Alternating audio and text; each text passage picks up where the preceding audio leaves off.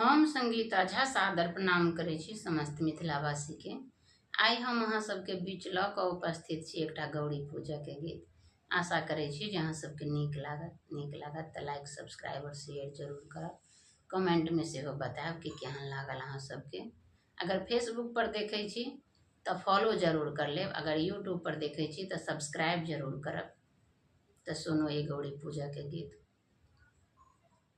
अम्मा के आज्ञा से चल जोगे बेटी, से चल जोगे बेटी, गौरी पूजना गौरी पूजना।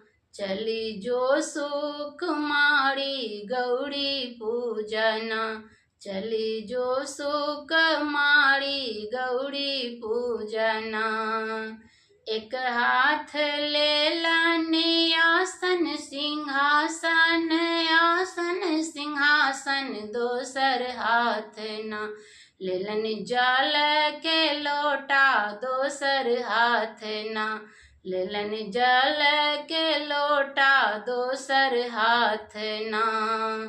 अम्मा के आज्ञा से चल जोगे बेटी, से चल जोगे बेटी, गौरी पूजना।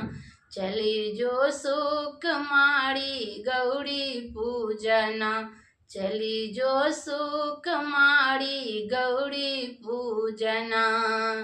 एक हाथ ले लानी सिंदूर के पुड़िया, ओ सिंदूर के पुड़िया, दोसर हाथ ना लेलन फल के डाली, दोसर हाथ ना लेलन फल के डाली, दोसर हाथ ना।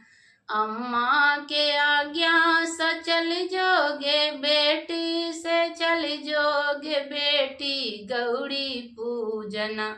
चली जो सुकुमारी गौरी पूजना। एक हाथ ले लानी फूल के डाली, से फूल के डाली, दोसर हाथ ना लेलन गौरी दुलारी, दोसर हाथ ना लेलन गौरी सुकुमारी, दोसर हाथ ना। अम्मा के आज्ञा से चल जोगे बेटी, से चल जोगे बेटी, गौरी पूजना। चली जो सुकुमारी गौरी पूजना, चली जो सुकुमारी गौरी पूजना। धन्यवाद।